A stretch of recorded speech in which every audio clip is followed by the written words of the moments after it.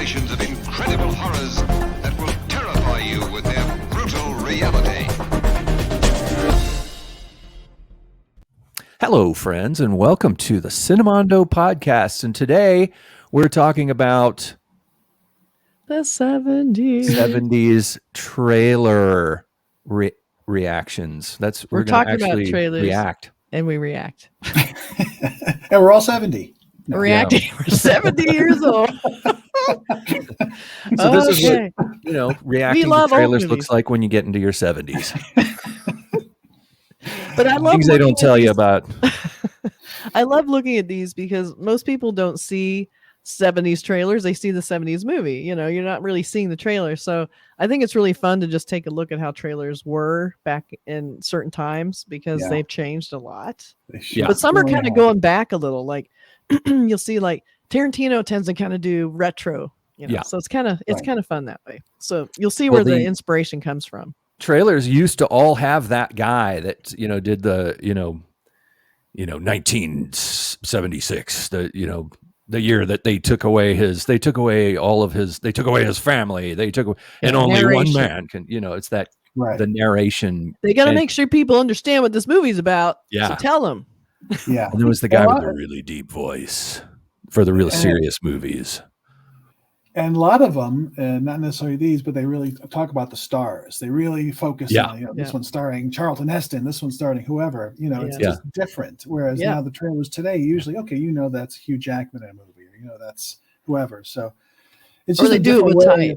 But let's see. And at the end, because on commercials, they would always say, rated R, playing at a cinema near you, rated M. Yeah. Or M for. And then I always remember the way they pronounced it, M for mature audiences. Or you knew they were fancy. Which was general public. PG. Anyway, but these all have there's a common theme running through these three trailers. They're three classic films from the 70s that are set in New York City, and they're predominantly New York gritty films. New York is a character in the stories, I think. There was just a look and a feel when they would shoot these movies. It was also an era when they were shooting on location. It was like they were getting more into the realism, and there was a lot less backlot stuff and a lot less interior studio soundstage stuff. They would actually shoot in an apartment, in a real apartment, and then actually go out and block the streets and do car chases in the streets. Yeah. And you can and there'd be real people in the background. They wouldn't get extras a lot of times. They just let the real people be walking through. Which wouldn't work now. Nope. And New York, and I knew this because my my family there in the 70s was very gritty. I mean, it wasn't like the Disney-fied New York City of today. It was just down and dirty, and it had a lot of character, and a lot of grit, and it comes through in these films. And I'm so glad they did, because I feel like these movies are almost a time capsule because they're not shot a lot. They're not super fakeified. They're like, this is sort of really what these places felt like. So it's cool to see it. They were going for the vibe of what it really was like on the streets of New York. And I would like to go. Can I go first? Yes. Because there's a movie that I love. I think they did a remake of it, but the original version is the 7-Ups. That movie I think is just great. It doesn't get talked about nearly as much as some of the other, big name 70s movies, but this one's got everything. And you check out this trailer and just see if you don't want to see this movie. The guy you iced was a cop. Okay, so he was a cop.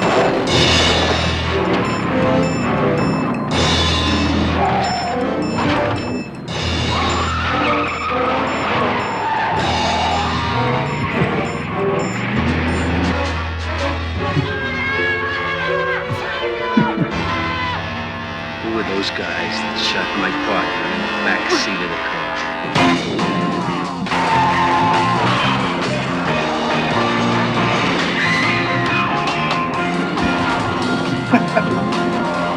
So breathing. That's music.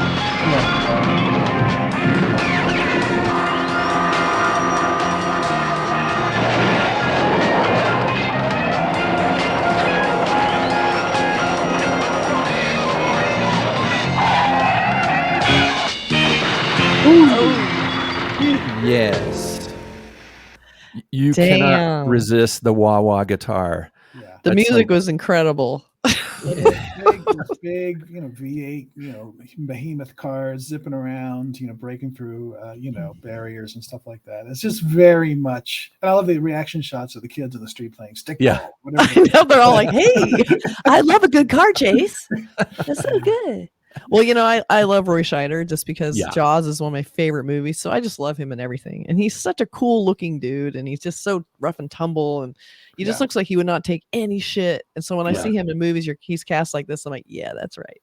And Tony LoBianco, who's in the first scene, was a classic New York 70s actor. So the guy you iced was a cop. He's got that voice. And Richard Lynch always plays the bad guys. Yeah. He always plays the creepy bad guys, and he's maniacal, almost like Andrew Robinson was in Dirty Harry. Dirty Harry, same sort of vibe, And it's kind of interesting too because they showed some, for a trailer, and you don't realize how clean trailers are now. Is that showed some kind of scary stuff, like where they are threatening these people in the bed with the cut, the broken cup and all that. It's like I feel like that was a time when you could show that.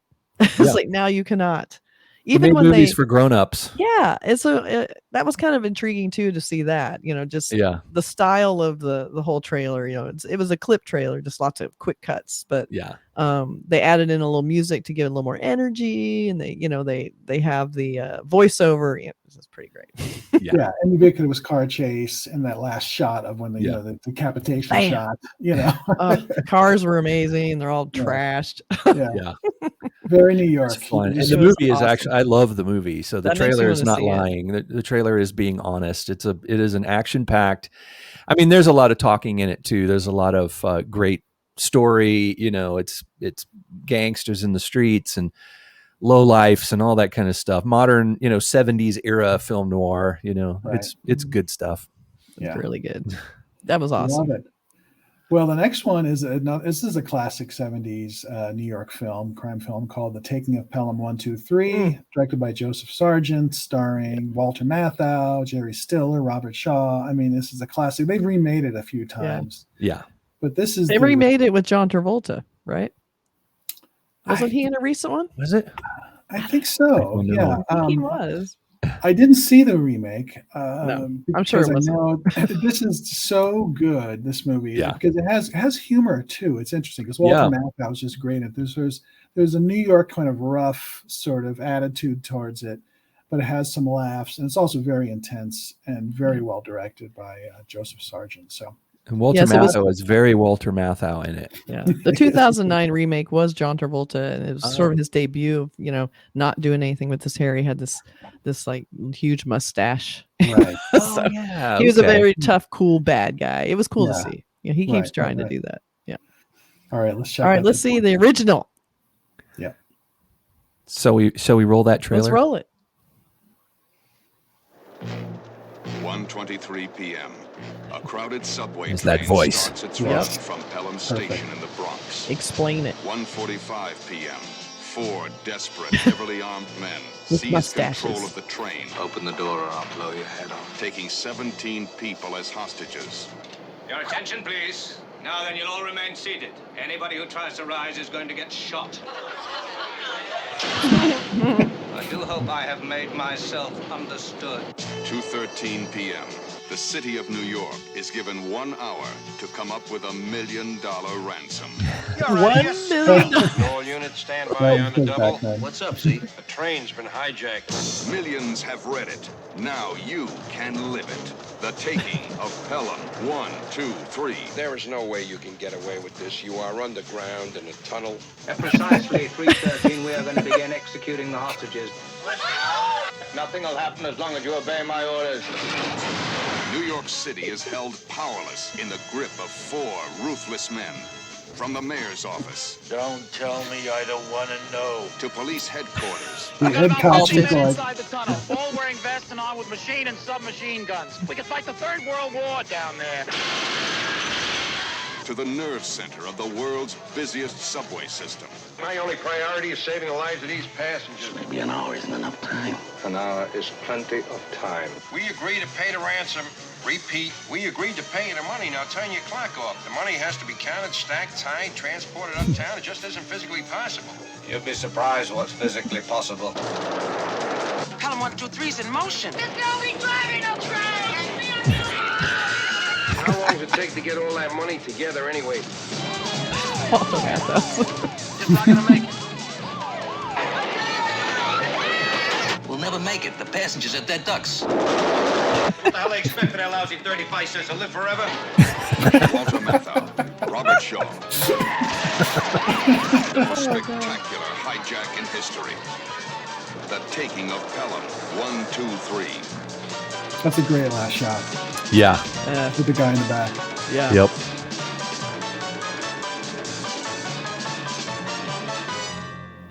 I have a question, trailer guys, and why did you spell out 1, 2, 3? It makes that title look massive. It's like The Taking of Pelham, 1, 2, 3. So much type. As a designer, I'm like, ow, that hurts my eyes. That's the way I think that was the title of the book, so it was just, yeah, because the actual train is just the number 1 or the number 2. Yeah, exactly. It's 3 different trains in the same line. So it's 1, 2, and 3. Yeah, spell it out. 1, 2. But gosh, the music in this movie is so great too. The music is David Shire, and it's just this really tough music. Just pulse tough pounding. Da da da da. Yeah, it's like really cool. This almost looks like a parody, though. Like I'm looking, like I could easily see them doing this as a parody ad for like Brooklyn Nine-Nine or something. Because you have this, like, he's like, we gotta get $1 million. He's undoing his tie, Yeah. And then the wrong time the guy, to stop the dead ducks. And then most of the shots of the train, it just does not look good. It's like a bunch of people sitting around, and then they're falling down. Now they're sitting in their seat. So it's just this long, like lots of shots of people just kind of sitting around on the train. Well, you get a lot of the movie in this trailer, but I think, of course, this is kind of before, disaster movies. Obviously, Airport was the original, and then they started kind of cranking them out in the 70s. This is kind of a disaster pick. Yeah. So before they could, sort of parody them, this is the stuff. They put in some funny stuff. Like, I think Kenneth McMillan is great as that cop guy. He's always great, and he always has kind of a sort of winking at the camera a little bit. Yeah. Jerry Stiller is funny. Yeah, so funny. He's got some funny lines. So I mean, the ending of this film, I won't give it away because it's a cool movie, but the ending of the film is basically a joke. It's like it ends on a punchline, this film. Yeah. And we can give it away. It's 100 years old. We can talk spoilers. Well, they're looking for the guys who did. To me, this is a heist film. Oh, definitely. It's a heist. But the guys who are doing it, they're in communication with them, and Robert Shaw, or no, one of the guys, was it Robert Shaw that has a cold? Yeah, I think it's is it Robert Shaw? Okay, I thought it was Martin Balsam, but maybe not. it's Martin Balsam. You're right. Yeah, and he's got a cold, and so when they're following leads, and Walter Matthau goes to this one apartment, thinks maybe one of the guys is there. And the guy comes to the door and he talks to him, and it's Martin Balsam, and he's just this poor guy, like, leave me alone. And then right when he's leaving, he hears him sneeze. And the last shot is Walter Matthau doing the Walter Matthau face, like, and he turns around and he goes back, it's like, you're busted. Yeah. But that classic ending, I mean, yeah, and it's fun, and it's fast moving. The movie does not slow down. It's a thriller, and all no one's driving this trailer. Yeah, but the train itself, the people on the train are great. These classic New York stereotypes. I know, stereotype city. Yeah. But they're great. I mean, they didn't just get these random people to sit in the seats and scream. They got actors to play characters. Yeah. I think it's kind of funny. Our first one had Roy Scheider in it. This has Robert Shaw in it. So we've had 2 Jaws actors. Yeah. Damn it, what I would give for Richard Dreyfuss in the third one. They were working a lot, those guys, and they deserve to be. I wish they'd worked 3 times more. I wish there was more movies. Yeah, Robert Shaw died much too young. I think he died like they both did. 60 or something. But the third film is a classic. I mean, this is a legitimate classic 70s New York picture, or just in general crime picture.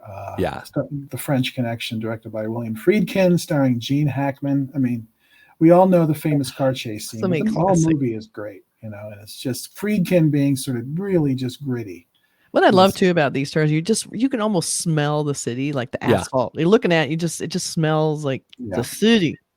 Yeah, let's do it. And the French Connection trailer, you can almost smell Gene Hackman. He's like, he's so good in this movie. He's so full of energy. He's so full of Gene Hackman. You know what I mean? Like, he's just like, this is the most Gene Hackman-iest of all Gene Hackman movies.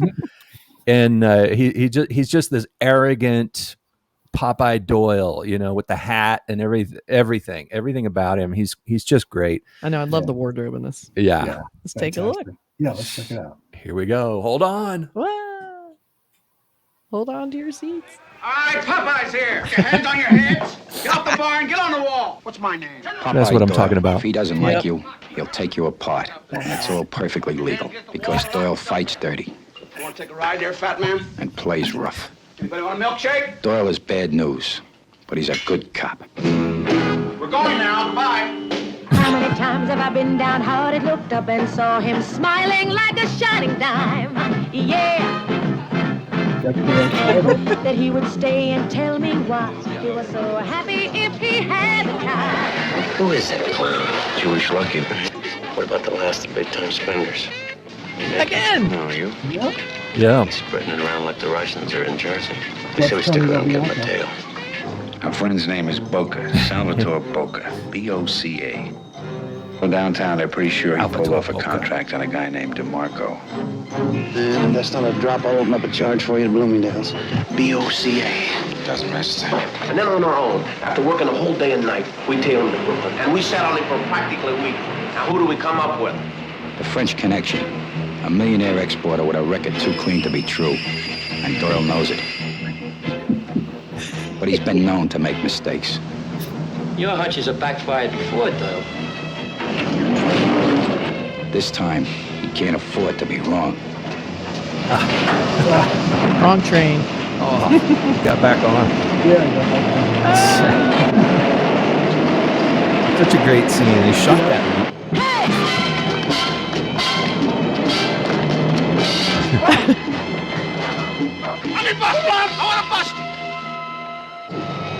I know the deal hasn't gone down. I know it hasn't. I can feel it. I'm dead certain. Last time you're dead certain, we went with a dead cop. All right, let's hit him. Hit him! All right, nobody move. Put your hands in the air. The stakeout. It's me. It's me. The payoff. The chase. Don't stop. Chase. Hey, Coke, you all right?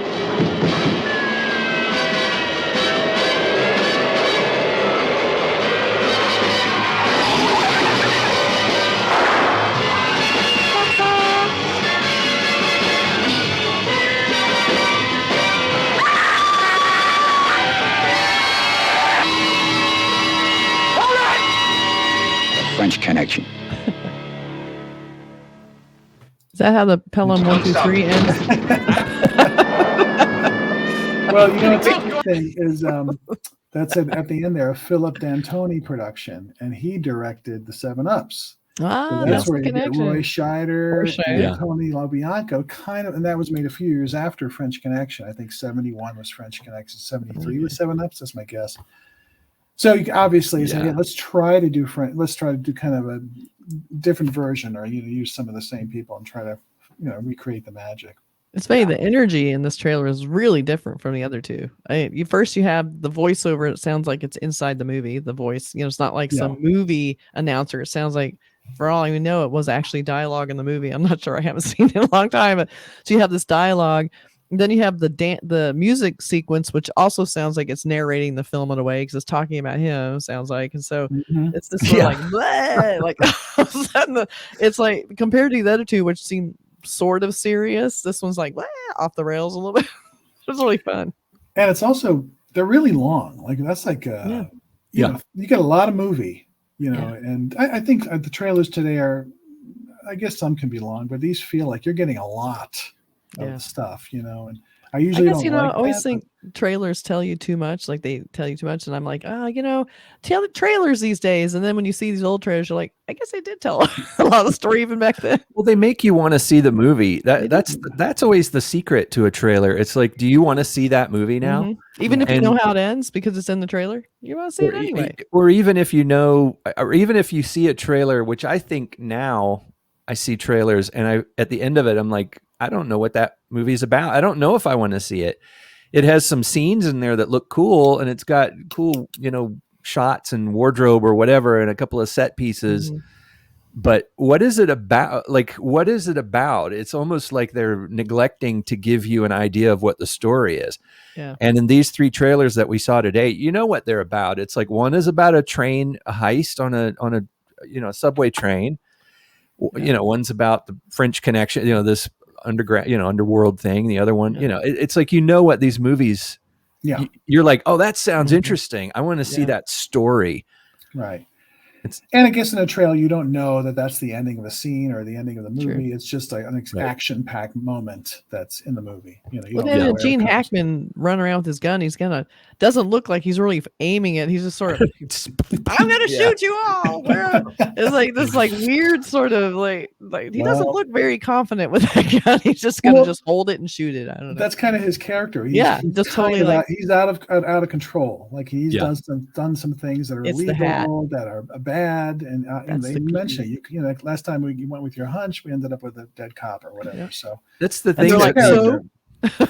It was basically there was a genre back then of crooked cops, cops that went outside of the law and took, vigilante cops, Dirty Harry, of course. And that was, and even Serpico to a degree, it's like there's a lot of those stories about, the renegade, the maverick, the guy that's got the big gun and he breaks the law to get the bad guys, which is sort of an unpopular type of character now because we've seen that in real life enough now. And we're like, no, that's not a good idea. Don't want to see any of these cops doing this shit. Right. People get hurt. Yeah, but that was big, that vigilante kind of stuff, and even characters like that weren't cops. Like Death Wish was super popular with Charles Bronson, and that was a vigilante guy. Walking Tall, there's so many all that stuff. So many revenge type guys, and you can see it in Gene Hackman in this scene where he's chasing, he's speeding. I mean, endangering the lives of everyone who's on the street to get his guy. A mother and a baby in a stroller, Yeah.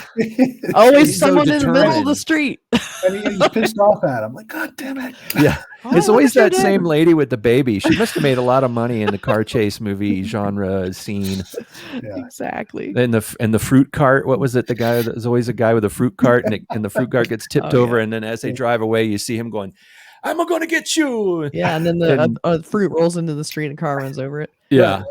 I feel like these 3 trailers almost together, we didn't even do it intentionally, almost feel like one big movie. Yeah. Like it starts with, you shot a cop. Oh, who cares? And then, let's go rob a train. And then the train's going to be in the 3rd trailer where we're going to have another weird thing happening around the train that's off its rails running down it's like, I don't know. That could be a good movie. Yeah. Well, they were so popular, as Burke was saying. Like, my dad loved these things. He says, "We're gonna go see the Valachi Papers." So, a 12-year-old went to see this really uber violent, crime movie. And I just because he loved those things. So I was sort of like, I don't know what's going on. I feel like and when you see these, you realize how glossy things can be now. Like, I feel like you feel kind of down in the dirt with them, and that they're kind of. I think they hold up almost by sheer virtue of feeling more real. Absolutely. And and the everything seems really gritty, and the actors just in their retroness are just cooler. Whereas now it just all feels a little bit too grandiose or something a lot of times. Yeah. I've always felt like these movies are dated, but in a good way. I mean, there's movies that are dated in a bad way. I mean, even 70s movies. There's some really badly dated 70s movies. But these are dated in a good way because, like you said earlier, they document a real time and a real place. And that's not, in my opinion, that's not really dating something. I think when something has that feeling of feeling dated, what it's doing is it's showing you these trends, these trendy things that weren't really a part of real life. Like if you see something from the 80s and it's really dated, it's like the giant shoulder pads and the hair and all, the people dancing to really bad synth pop or something. In a neon nightclub. And it's like, who did that? I mean, maybe some people did, but But in this situation, in these movies, these 70s movies of this type, we're seeing the reality of the streets. People that lived at that time would look at this and say, wow, that's right outside my door. And New York just isn't that anymore. It's been cleansed, which is good. In a way, it's safer, but at the same time, it's lost some of its cool, gritty character. Oh, it lost its flavor. I'm sure it has its areas that are still pretty gritty. There's still neighborhoods, Sure. But for the most part, I don't see New York like this anymore, which is why I like these movies. You have to kind of see the old New York where it's a little more gritty and cool. And another one, which is another classic, is Dog Day Afternoon, which is really one setting. Mid 70s, Al Pacino, but it's like it doesn't feel dated it feels dated in the very best way because it's so real. Like it could happen today, which just would be different looking, whatever situation. Yeah. Things that have a more documentary feel don't feel dated because you feel like you're looking at at something that actually happened. Yeah, that's right. Instead of somebody's idea, somebody's fantasy of what it was like, and And we're seeing a lot of really cool actors, doing some fun turns in these. Some big actors. We got Roy Scheider in just about every single one of them. I think. Every scene. But every scene, every movie, But it's cool just to see that alone. These iconic actors. Yeah, we are seeing these guys in their prime, and it's just like Walter Matthau is a guy you can always watch. You can always watch Robert Shaw. You can always watch Gene Hackman, and you see this is when they're really in their sort of their muscle years where they're just cranking it out. Oh, they looked so good. And even the background characters, like you said, Richard Lynch and Tony LoBianco and all, just about everybody they cast in these movies has got that gravitas, of the times and the interest. They're interesting people. They're not just these boring, background extras sitting there. It makes me want to see these movies again. I've seen each one of these, half a dozen times. Let's watch them and do a podcast about it. Yeah. Let's promote these cool crime movies. I'm in. I could do it. All right. That was fun. We'll do some more trailer reactions of other 70s films too. So we're going to do more because 70s were a cool time for movies. Kind of get to see a time and we didn't know and appreciate. I like that. 70s and the 40s are my two favorites. Yeah. 60s have some fun things. Oh yeah, they all have some fun things, but I think the 70s just never stops surprising me. I think the early 2000s were really good. Yeah. Just kidding. No, you're right. No, it was not. Was it 1999 and the year 2000? There was a whole cluster of really good movies right around that time, like Sixth Sense and a few others. But it's funny when you think about top movies, your top favorite movies, or even some of the lists that people have of best movies out there. They're all like old movies, like 70s, 80s. It's like they made some great movies back then. Yeah. It was just a time when, we don't have to go into this, but the studio system kind of went away. So you brought in these auteurs, these talents, Spielberg, Coppola, and you followed them and they made great films. Right. And they made great films for a while. Yeah. That's a good point about the studio system. Yeah. William Friedkin, these guys that were just Scorsese, on and on and on. Powerhouse filmmakers. And I think they were making films in a style that used that was like realism. It was that style of acting that came in a little earlier of realism types of acting.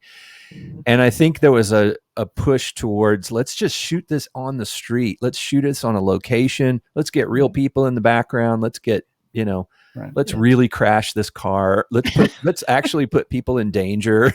Exactly. And have actors that aren't all pretty, have some rough and tumble sort of old guys or, just people that aren't as gorgeous, not the gorgeous, stars of yesterday. Right. So it's great stuff. And I want to see those again. So I will. Yeah. Let us know if you guys were inspired to see these movies, and then tell us what you think of them in the comments, because this will make me want to watch them, and it'd be fun to talk about them. And ones that we've missed. This is only 3, but we'll do more smaller or even smaller films that we might have not talked about or whatever. That's true. Yeah. That don't star Roy Scheider. Exactly. They don't have to have Roy Scheider in them. I'd better find a couple of them. Not a requirement, although it is encouraged. Yes. He always makes a movie better. It's true. Yes, he does. That was fun. We'll do it again. Thanks for watching. Right. Don't forget to like and subscribe and comment, as Kathy said. We appreciate it. Wait, where's my hand? Oh, there it is. All righty. All right. See you next time. Bye. Take care. Bye, everybody. Bye. The